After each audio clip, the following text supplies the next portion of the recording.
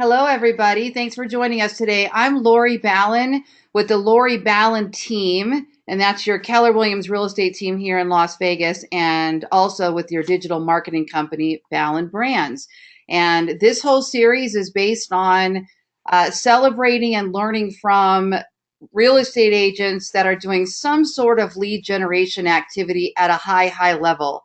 And we're working to bring them on and share their strategies with you in a way that if this is something you like, you can go out and also do yourself. So today I have Cindy Hayden on the call with me, and Cindy did 11 million homes last year, and it looks like, if I have this right, 8 million of that was actually from this one source, which is phenomenal. And Cindy's going to share that with us. And Cindy is the CEO and owner of Sandbars to Sunset. She works with her husband, Jack, at Future Home Realty. And she's been recognized worldwide by the Swanepoel Technology Report. She had the number 10 rated YouTube channel from that same report. In the top 100 clout scores of individuals in real estate, number 7 on Twitter, in the top 250 in real estate, and is a mother of 2 boys. Now, Cindy has a lot more awards and recognition there in her bio, but I wanted to make sure that you guys understood that we're talking to somebody who's been widely recognized for her lead generation and marketing skills and technology in the world of real estate. So she's definitely somebody that we should pay close attention to. So Cindy, thank you so much for joining me today.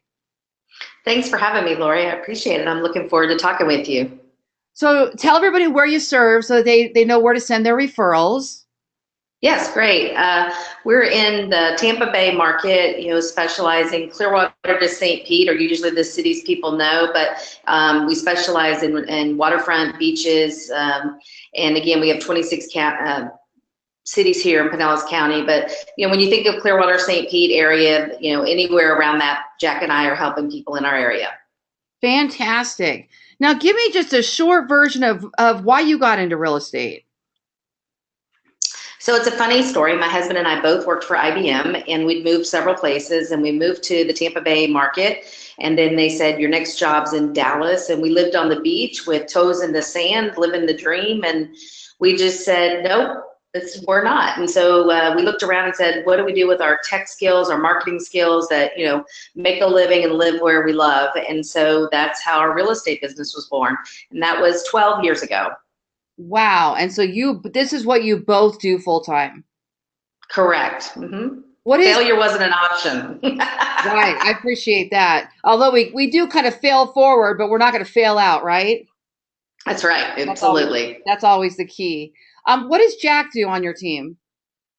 He does a lot of the lead nurturing and some people would think more of the traditional ISA, but at such a high level. He has, again, incredible skills in bringing those people along. And he's also very detail and system regimented. So I'm more often than not the front person with clients and relationships. And again, we both have skills on both sides, but we've just kind of divided it up that way, where he does a lot of the back end and I'll do a lot of the front end. It's funny. I have yet to meet a husband and wife pair who both do the exact same thing. In most cases, I find one is out front and one is more doing the computer stuff or the lead gen or cultivating leads. I love that. That's fascinating. Then you can complement each other on your help fill in each other's gaps, right? And bring your skills to the front. Right. And then right. Go ahead. I was just gonna say, and we both can back each other up, but it's as doing lead gen at a high level on the back end, just even having the scripts and conversations when a lead, when a future buyer or seller comes in, doing it every day, you're just really crisp, right? And then the same thing when you're out with clients on the buyer or seller side, really stepping them through kind of that discovery process and finding out what's important to them. And so it's really not that you can't do both, but there is something about being in that unique ability and be a little more laser focused to be more effective and efficient. Yeah, my company practices the one thing motto. As much as we can, stay in our stay in our commitment to our one thing that moves the needle, and then you can master it. I agree completely. So you're CEO, Mm-hmm. you run the team. All right, cool. Mm-hmm. So let's talk about this. I was intrigued when I asked people about what their real estate lead generation primary sources were, and yours is I found yours to be quite unique.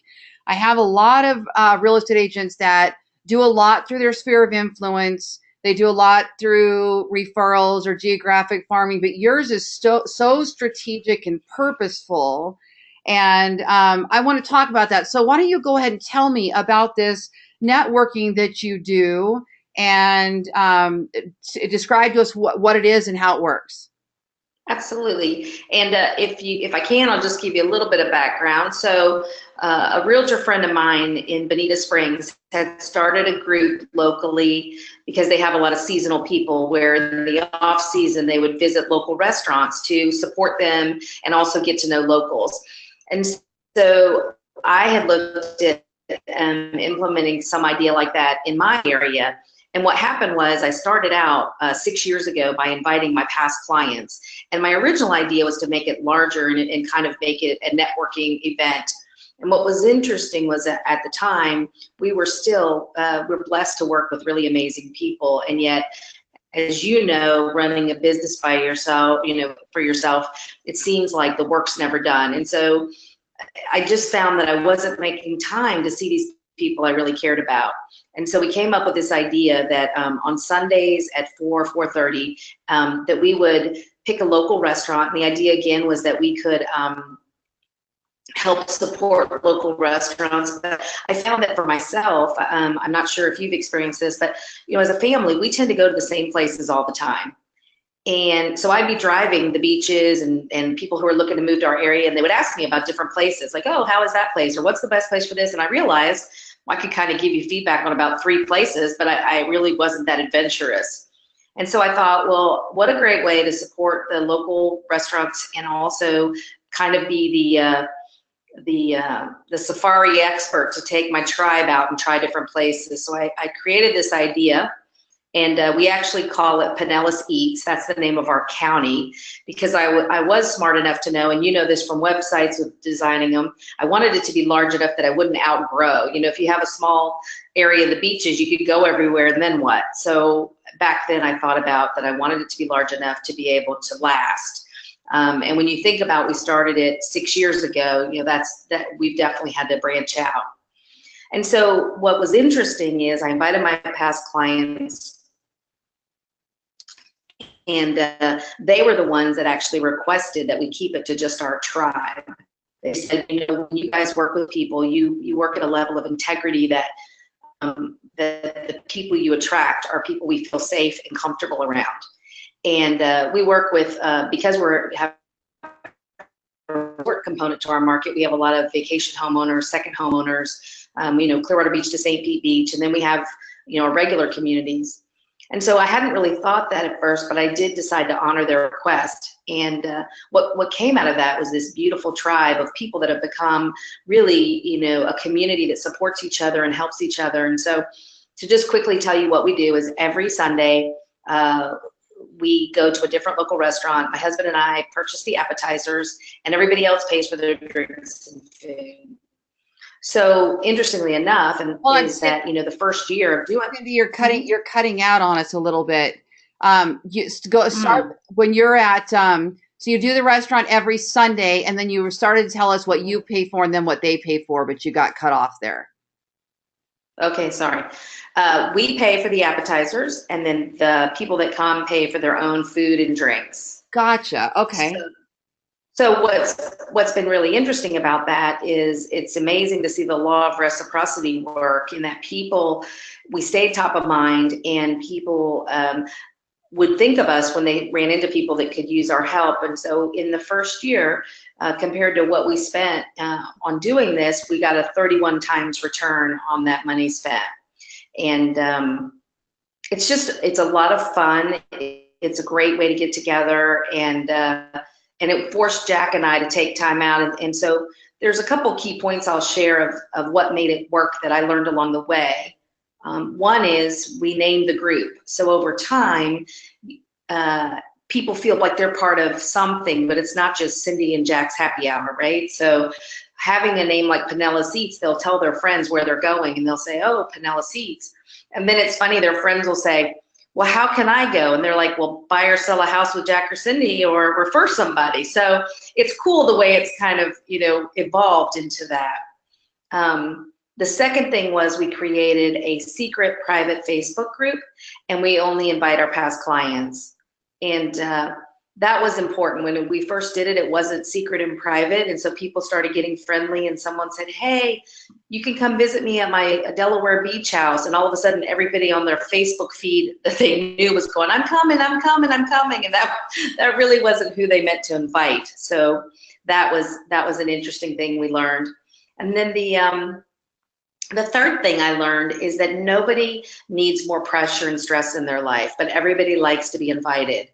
So one of the things that I do is whenever we pick a place, I post where we're going to go, and then I just say, let me know, who I should save seats for.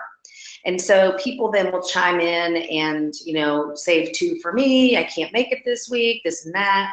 But again, people don't want to feel like they let somebody down. And so I would always joke with people that if for some reason nobody could go, then Jack and I just got a bonus date night. I think it's really important to be aware how people feel. And sometimes as realtors, we can get excited about something, and then we sort of hound people because we put so much into it that they sort of disengage because it's uncomfortable, if that makes sense. Yeah, absolutely. How many, I love what you said there, by the way. Nobody likes to feel that extra pressure, but everybody likes to feel invited, likes to be invited. That is so absolutely true. Even if they don't accept the invitation, just having the invite is incredible. How many, in case I missed it, because I didn't see it here on our pre-interview sheet either. How many years have you been doing this? 6 years. 6 years. Wow, it's a long time to keep up with something. And about how many people are attending on average? So it varies by the time of year, because again, we are a seasonal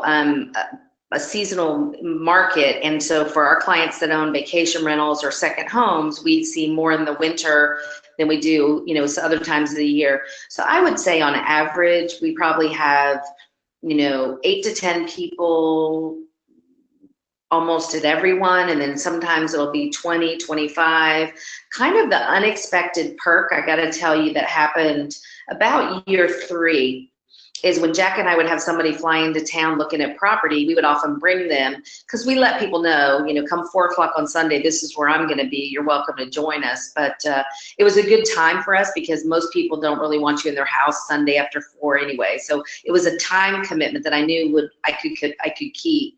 And so now when we bring somebody in that's maybe visiting or in that process, all the other people will sit there at dinner sharing their stories, and it's hysterical to just, it wasn't intended, but people are like, raving fans telling their stories, and, oh, you should have seen, they helped us for 3 years before we knew which vacation condo we wanted, and this, that, and the other.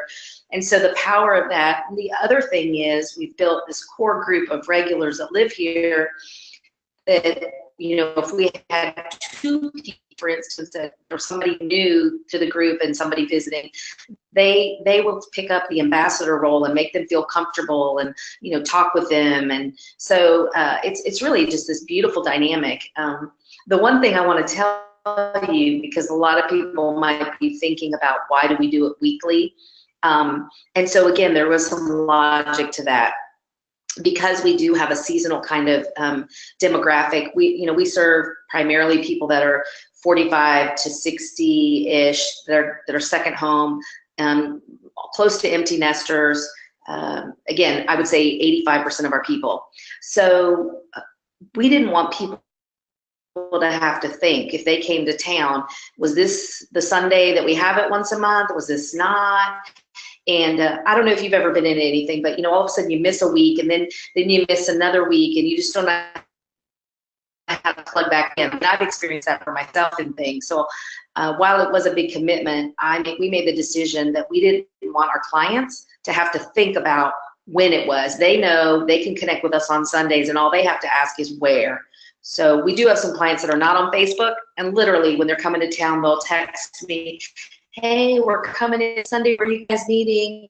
So that part has played out the way I hoped it would, which is people don't have to think. And if they miss a week, they know they can plug back in. It really keeps the connection closer. So I do think that was strategic, and I wanted to share why we do it that way and how that's helped keep the glue together. Yeah. Do you have anybody that goes every week? We do. We have, we probably have four couples that are pretty regular. Again, one of them own a business that help businesses come from the UK to the US. So sometimes they're out of town, over there for a week or two. Another one, our client is a nurse, and she scheduled all her nursing to not be on Sundays, except like she just got back from a 3-week trip to Germany. So she's had to catch up on that work schedule. But we do now have a core group of people that are pretty faithful. And then we have a second tier of people that are probably definitely once a month. And then we have that other group. But, just like any client touch kind of program, what I do find is people will all of a sudden maybe come that haven't been coming, and all of a sudden the next thing you know, they're asking you about thinking about selling their house, or they have a friend, or they're looking at buying another property. So I think, as realtors, one of the things we have to always remember, at least for me, is you don't sell real estate if you don't have conversations. And so for us, this was a way to leverage time. We still have one child at home who's 16. And so my husband's like, we can't go out to dinner every night with people. Like, we will never have a family life. So this is actually the most profitable 3 hours of my week. And again, this past year, just the people that were involved with us, my past clients, we did over $200,000. And for me, I had a great time doing it. I love spending time with them, and so it's a win-win. So does the 8 million that you counted in last year's sales, is that only from past client sales, or are those people that you're seeing every week sending you referrals? They do send referrals as well. Probably a little lower than maybe some other agents, because again, imagine for a minute that you're from Traverse City, Michigan. Your friends may or may not be the ones that are going to be looking for vacation rentals here in Florida, or a second home. But I do have quite a few clients that have purchased more than one property. And then again, I do have clients whose friends have decided to do the same thing. So that number's increasing with time, but many of them, it's more them doing second transactions, or introducing us to people that they know that are renting their units or something like that might want our help.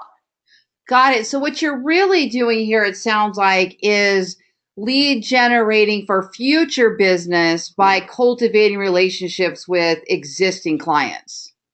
Mm-hmm. Instead of just doing, the pop buys and the postcards and the whatever, you're taking it to a whole nother level by making sure that those people, that you stay top of mind always through these dinners. Yes. And I have to admit, when I started this, my systems for staying in touch, I wasn't as good as I should be. And so again, for me, this was a consistent time blocking that leveraged, other people may have other strategies, but for me, it was like those 3 hours accomplished a lot of good for me. And so it helped kind of fill that void where probably a more structured agent, even more. But for me, it was a great way to block that time, spend that time, and really have those relationships. And what was really crazy, Lori, is imagine that you go and you buy, 3 to 5 appetizers. I mean, we're talking $10 a piece. We're not talking, a major deal.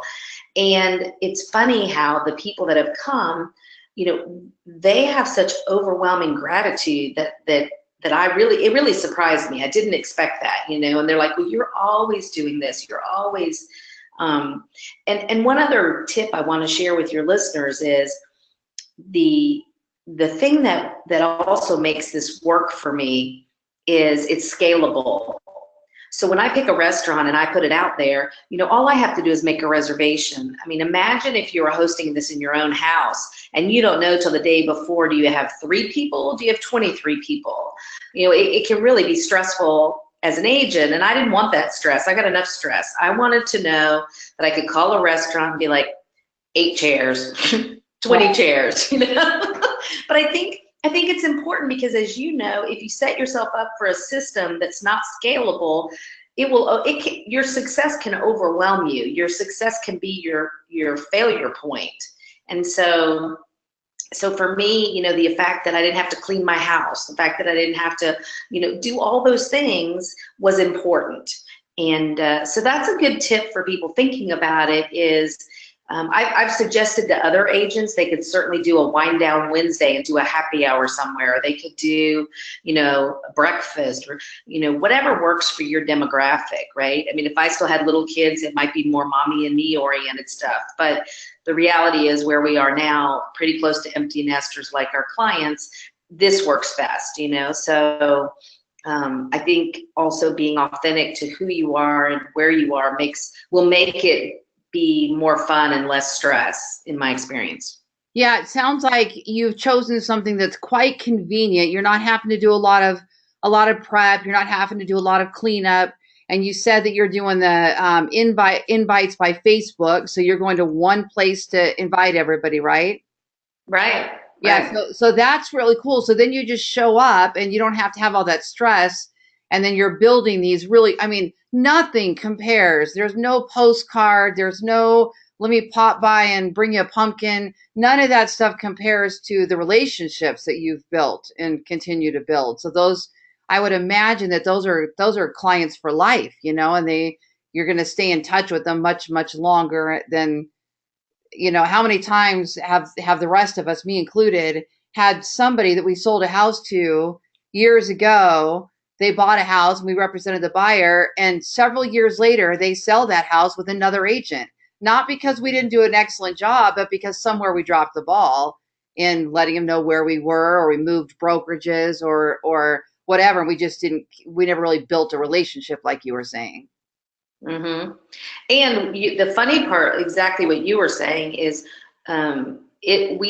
we've increased the number of listings we've taken because quite a few of those people have sold and bought something else, and we were right there, So yeah, that is one. And I think again, it's one of those things where I have always taken the same view in any form of lead gen, that I believe when I make an investment or a decision, I look for that payoff to start 12 or 18 months later. That's just my mindset. So I know that time is my friend, and if we're doing the right things. And so this is one of those that really did catch me off guard, because I didn't expect to see some income from it in the beginning, but I really didn't expect it to keep growing. I mean, this year it was like a 48 times return on my investment. And, if you broke it in hours, I'm technically making $1,000 an hour. That's pretty sweet lead gen for me. So, and it's doing something I enjoy. So all of that, for me, makes it a great way to have relationships and build my business. Well, the most stable businesses, and the ones that tend to have the highest return, most profitable, are the ones that are cultivating their sphere, their past clients, and building strong relationships around those, so that they're not having to spend as much money on the cold leads because you're cultivating those. So it's a really smart way to do business. Anybody I know that's doing a big business in repeat clients and client referrals has a good profitability point. I'm curious, when you're going to these new places, are you doing any kind of, are you repurposing that content by writing a blog about the restaurant, or doing any kind of positive review or anything like that? I started it in the beginning, and then kind of went by the wayside. It probably would make a lot of sense. I used to, in the beginning when we started, just to get everybody excited in the group, I would take videos and I would do things like that, take photos and post them in the private Facebook group and on YouTube. I did do that in the beginning, and really I should go back to it for a whole host of reasons, as Lori Ballen would say. Yeah. So, I'm already there and I'm already building that goodwill, and helping to do that would be smart. And so that's probably a great idea to kind of incorporate. The one other thing for people that are thinking about doing it, because, Sunday may be a day they can't do stuff, or dinner's out isn't in their wheelhouse. I've seen people be successful with a very similar concept. I mean, it could be that you belong to a running club, and 5 a.m. every day you get with the running club and you just plug in. I mean, I think what I've learned from blogging is that your authentic voice and your authentic self comes through, and the people that resonates with are going to be the best clients and connections. So I'm a big believer that whatever it is you're passionate about and you want to share, that's what you should do. Like for me, if it was, game night at my house and I had to have the stress of cleaning my house every week, I just wouldn't keep up because I would be stressed, So those things, I think there's so many people. One of the agents here in our market, with her running group, she's built a huge business, and it's just, every morning they run, and over time, and people think, they notice, somebody just needed help with something, and they'll think of you. So, so I just want to make sure to people, some people might say, I don't have the budget, or some people, whatever that is, just realize, just like blogging, it's whatever is authentic to you, sharing that with other people, because if you look in your life, you probably tend to attract people like yourself if you're in a relationship business.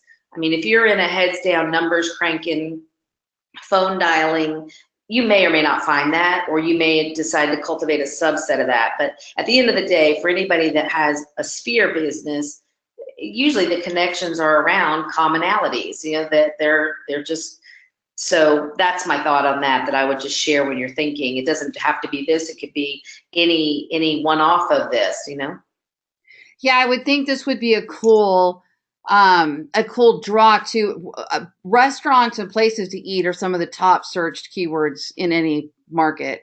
And having a library of all these great restaurants that you go to, and then possibly even calling it Pinellas Eats, and then you could even mention your little group and your Sunday group. And then if anybody said, how do I get involved in that? Exactly. You buy yourself a house and have a call to action on there. I could see agents who are new that are listening to this that may not have a lot of past clients to start this with, could actually start something new and invite neighbors. Like I just saw one this morning on Nextdoor, the social networking group, right. Kind of watching that to see what it does. And somebody here in our neighborhood started the Summerlin Women's Club, I guess she's calling it, and she mentions it's open to all ages. The only requirement is that you live in Summerlin. And she's doing the same thing where she's just kind of popping up and they're, okay, this week we're at such and such. She's using that meetup thing to do hers. And I'm kind of looking at it like, maybe I should pop by there sometime and check it out and actually meet people, but I tend to get too nervous. But I thought, what a great idea. All you have to do is, like you said, find something you have in common and give people a reason to get together. And before you know it, you're building your own sphere of influence. But for a new agent, it might take a little while. They might have to do that. And I noticed here in your advice to give somebody, you mentioned consistency. So I would imagine that even though it could take some time to build something like this up, the consistency is the key in it, isn't it? Absolutely. And I think the reason for me that I'm looking back on it, why it's important is when you first start something, I think realtors are notorious for being known for some marketing program. And I don't think people want to feel like a marketing program. And so I think at the beginning, people are sort of, if they come, they're sort of watching you like, what's the purpose? Are you really going to, what is it? And then when they relax and realize you're just really hosting them instead of my house, but at a restaurant, they start to relax and enjoy themselves. But I think that that what I've seen is time works in my favor to where people say, this is authentic. She really cares about us. She really knows our kids, our family, our lives. We've been doing this forever. And so, they don't wonder, oh, well, that was just program du jour to like try to find some business. So I think that's why for me that I think that people, that more opportunities come with time. And it's just, yes, you're seeing people more, but also they trust your internal motivation. Because I think people do think that realtors are always marketing some. I mean, that's it. We do. We go out. We wake up every day unemployed, and we go and hope we find somebody to help. So the reality is that is what we do. So the question is, how do we do it? And if we do it in a way that we care about people and just naturally comes up, or we're trying to work them, and so that there is a distinction. Yeah, fantastic. I'm really impressed by what you do, and I think the consistency and how long you've been doing this year over year is absolutely incredible, because it's so easy to start something and stop it. And I think my key takeaway I love that you said is you don't sell real estate if you don't have conversations. And I think that's a really important takeaway. Is there any last minute advice you'd give to anybody who wants to model something and do like you? I would just say, focus on authentically being present, not the numbers. When we first started, I had a girlfriend that kind of said, okay, we went on video and just kind of got people excited about what we were going to do to come out. But, if you have 4 people and 4 people turns to 6 or it doesn't, those 4 people, those conversations, it'll build organically. So I think sometimes we get so focused on large, and really we've all heard it, but the riches is in the niches or in the smaller numbers where you really have relationship. And so just relax and be yourself and get to know people and see how that goes. So, and I liked your idea. You could certainly plug in people, whether it was vendors or other people you wanted to know better, to know their families. There's a lot of ways you could make it sort of people that you'd like to know better in the early stages over time. And again, you can tweak it however it works for you. The bottom line is, like you said, if you're spending a time and you're relaxed and enjoying other people, it's probably going to ultimately be good for your business, right? And if you're uncomfortable and you hate doing it, people will sense that too, and they're going to quit showing up to like have you have a burden.